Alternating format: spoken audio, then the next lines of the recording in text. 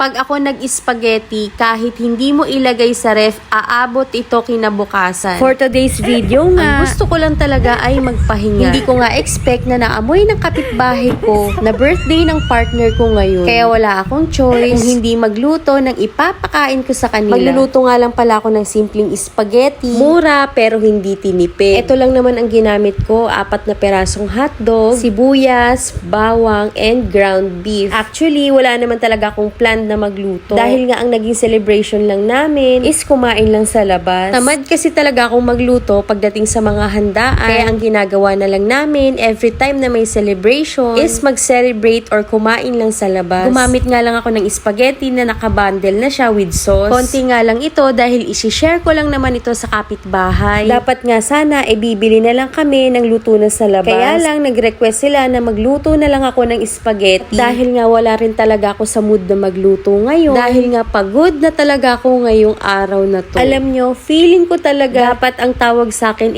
nanay nyo na laging pagod.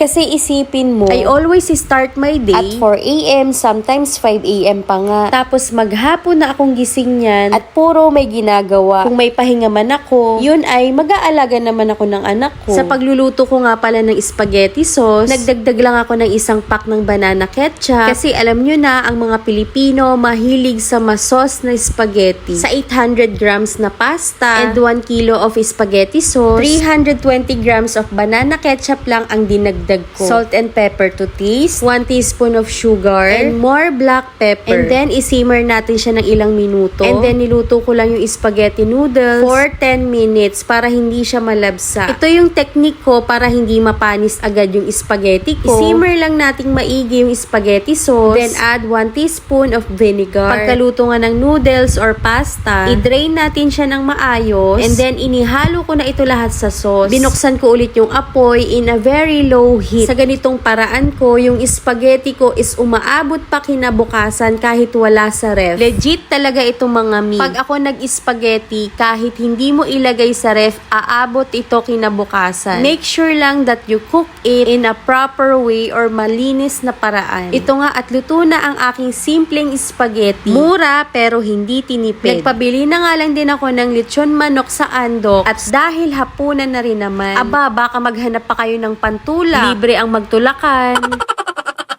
So, ayan, ready na ang ating pa-birthday. O tara mga kapitbahay at kain na tayo. Thank you for watching.